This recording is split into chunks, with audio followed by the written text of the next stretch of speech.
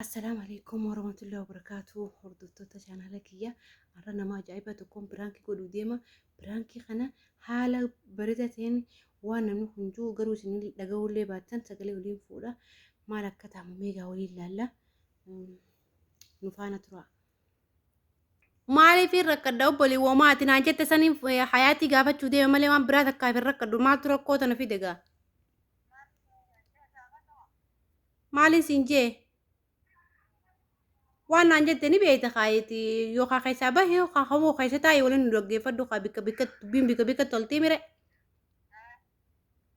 Hayyee kaa waan isin siin jette san lafa kaayiree amma isii duratti. Isii dura lafa kaayiree waan isin siin jette san.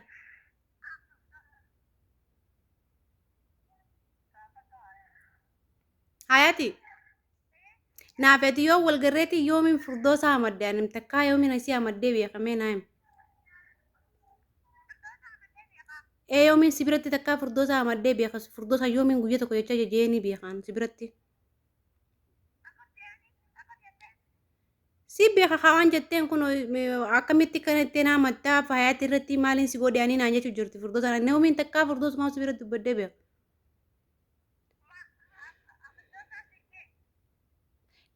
Furdoo isaa naan jee.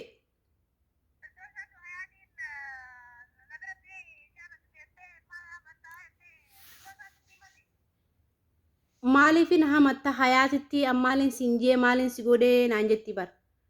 Ati immoo wanni niin ani sinjee hayaati furdoosatti na himte sun maalii yoomnaaf takkaa wajjiinuu gatteenyee kophaa an furdoosaa hamaddee beekaan sinjee.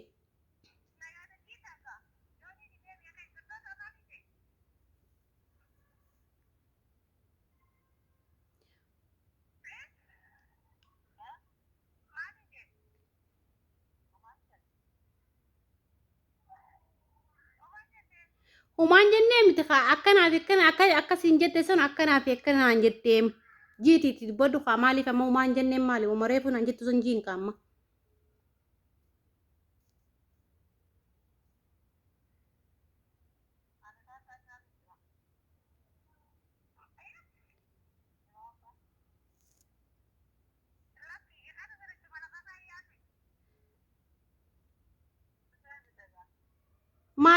Bara hamma hanjamaa godhin kaawwanni kun wayi hanjamaadha.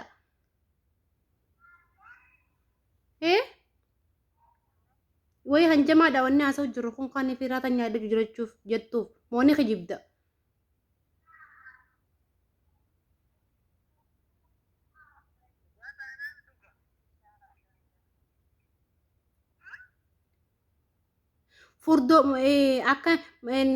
Furdoosaan mana dullatti dalaguu hin dandeessu warri duraanuu si fedhanii hayaatiidha fedhanii dullattiin furdoosaan feetu duraanuu hayaatiin uufiti naan jaaniitiin bari isii geessi isii furdoosaa geessee naan jette maliyaanii ayyoomin akkas hin jee si himi hayaati.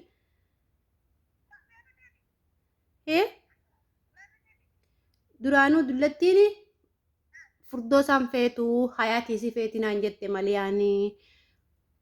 Osoo ni fi dullattiin isii feetuutiin an si geessee isii geessee barii naan jette maliyaanii ayyoomin akkas hin jee jechuu kiyyaa beekigaa akkas naan jettee jette furdoosaa.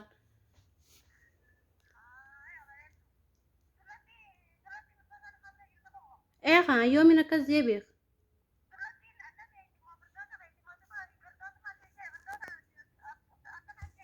Furdoosaan bira dalagu jirti kaa furdoosaan immoo beektii bari yoos illee harkuu baata warri. Amma dubbiin an siin jettuun sii galte.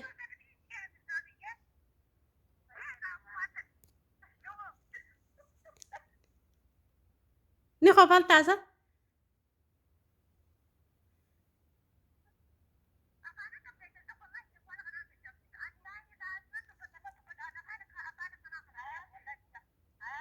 Jawwaalaan caccabsin.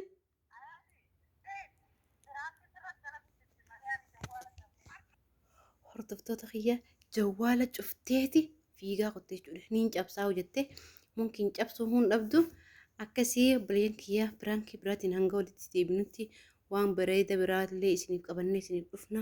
Inshaallah hangasitti nu faana turaa turtii gaarii isiniif haa ta'u nagaan jiraadha. Hayaat. Hin booyin. Maali gaa biraankii dhaami? Piraankiin nama boocisaa. Eega piraankii jennillee namoonni boocisaa dhiifama gaa'ee Habiibti. Hayaat.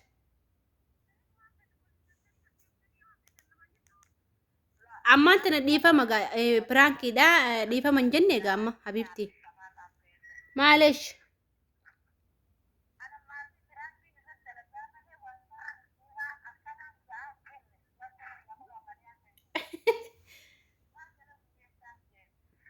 Khalaas amma dhiifama walii goone moo hin goone gaa dhiifama goone yookaan goone.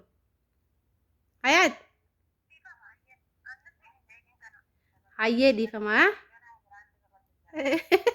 Hordoftoota chaanala kiyyaa kun akkasii boo'uu jirti as deebitee jawwaala cabsuuf kaate akkasii piraankii biraatiin hanga walitti deebinutti turtii gaariin wajjin tura.